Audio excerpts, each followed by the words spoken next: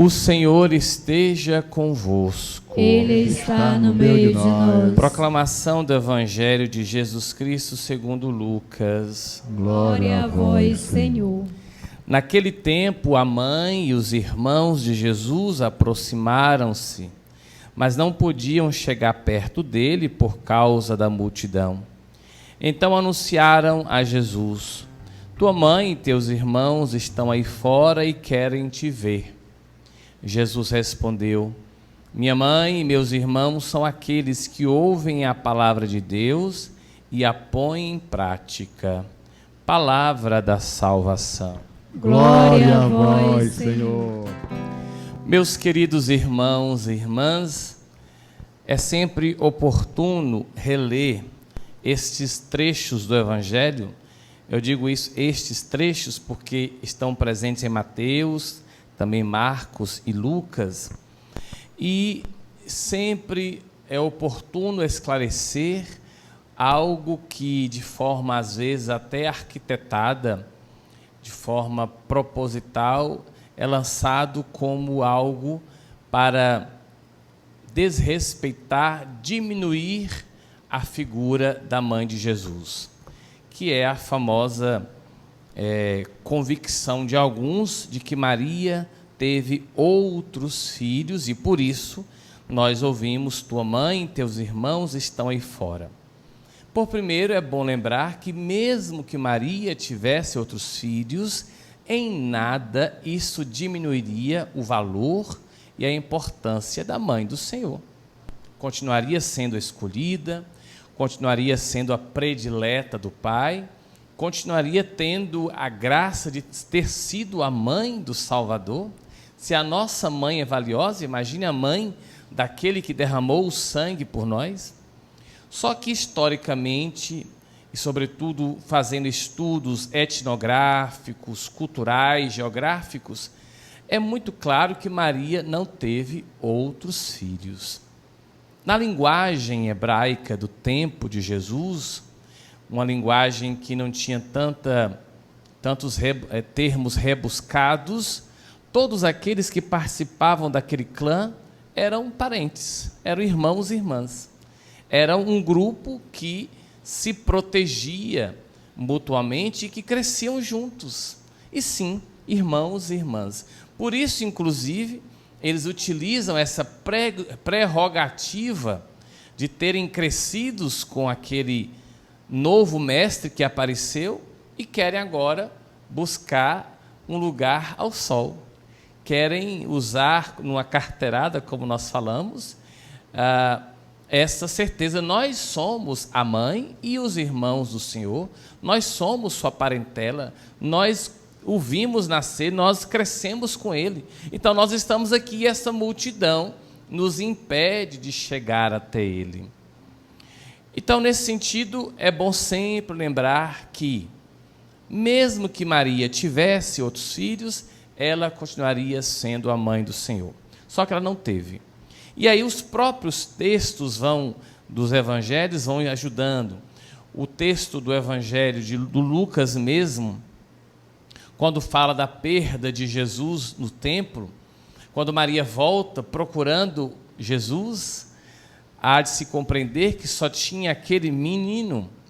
Depois, o convite a Maria e a Jesus em João, nas bodas de Caná. Depois, o próprio Cristo Jesus, no capítulo 19 de São João, preocupado com quem deixar a sua mãe.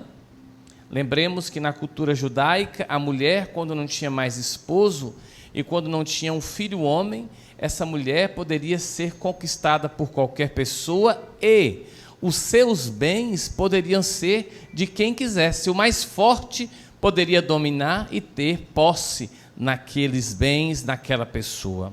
O que Jesus faz? A penúltima coisa: com quem eu irei deixar a minha mãe? Quem vai ser o seu protetor? Quem vai assegurar a sua integridade? Quem é que vai, de fato, fazer com que ela seja respeitada, seja cuidada? E aí Jesus, no alto da cruz, imaginemos alguém extenuado, já totalmente combalido, extremamente macerado, desidratado, com asfixia que estava de fato matando o Senhor, o que ele faz? Se preocupa com quem deixaria a sua mãe. E ele assim o faz. Pega a sua mãe, seu grande tesouro, e oferece ao discípulo amado. E o texto é bem explícito. Daquela hora em diante, ele a levou consigo para a sua casa. E depois, em Atos dos Apóstolos, vai dizer que ela, Maria, estava unânime, junto, em comunhão com os apóstolos, e estava em oração e recebera a dose dupla do Espírito Santo em Pentecostes. Tendo dito isto, não há que se envolver nessas querelas de que Maria teve outros filhos. Não o teve. Não teve. Seu filho único, seu bem precioso, é o nosso bem precioso Jesus. E o amor que ele teve para com sua mãe, e que transmite a João, é o amor que ele transmite à igreja. E por isso mesmo que nós, enquanto igreja, amamos, veneramos, respeitamos a mãe do Senhor. Adoramos? Nunca, jamais. Não há nenhum momento, não há nenhum texto da igreja, oficial da igreja, que nos indique algum ato de adoração a Maria. Ao contrário, existem textos corrigindo alguns tipos de devoções ao longo da história, para que justamente aqueles e aquelas que têm devoção para com Maria tivessem a sua devoção de forma saudável, de forma correta, de modo que temos para com Deus um culto de adoração, somente para Deus, porém, entre os santos e santas, há um culto especial para com a mãe do Senhor, que é chamado de hiperdulia. É uma veneração que requer um carinho a mais.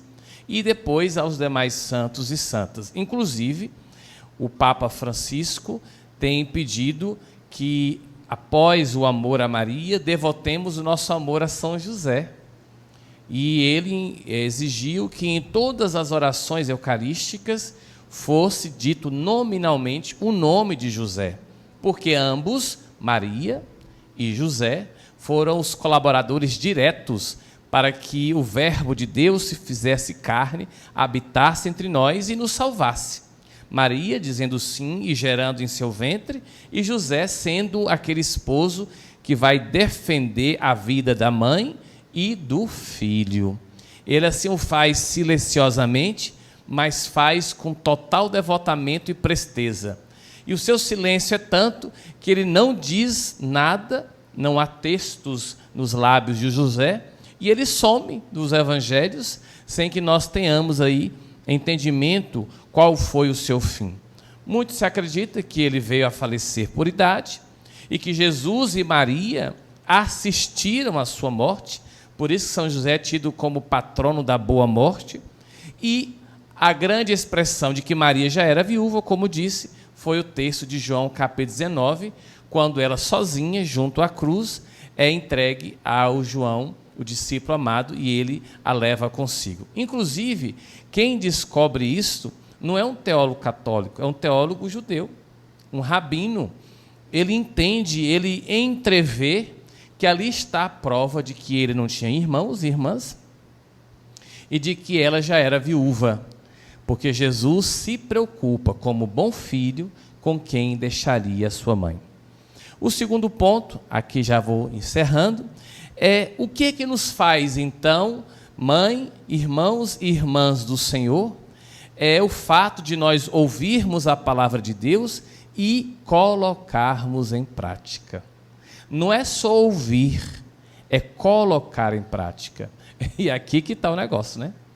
Porque ouvir, a gente ouve. Eu mesmo escuto muito bem, não sei até quando, mas colocar em prática, ou seja, permitir que essa palavra escutada me converta, me transforme, me renove. E não só nos atos mais exteriores, é de dentro, lá do nosso fundo, para fora. Nós, quando entramos no processo de conversão, mudamos até mesmo o nosso temperamento, mudamos até mesmo o nosso modo de ser, de agir, porque a conversão é algo que vai na raiz de cada indivíduo, de cada homem, de cada mulher. E essa escuta da palavra e a colocação dela em prática é que vai nos fazer entender que fomos tornados filhos e filhas de Deus. Nós não temos a natureza de Deus, só Jesus, por isso ele é verdadeiro Deus e verdadeiro homem. Nós somos tornados filhos e filhas de Deus por adoção. Deus nos assumiu no Filho Jesus e por isso nos tornamos co-herdeiros das coisas do céu. Por isso, irmãos e irmãs, se tornamos-nos irmãos e irmãs do Senhor, também nos tornamos filhos e filhas da mesma mãe e do mesmo pai. Tomemos isso como dinâmica de nossa vida e caminhemos ouvindo a palavra e pedindo a Deus a graça para colocá-la em prática com esforço pessoal. Já dizia São Francisco, ide e pregai o Evangelho, e se preciso, use a palavra, porque a grande pregação é o nosso modo de viver. Louvado seja nosso Senhor Jesus Cristo. Para sempre seja louvado.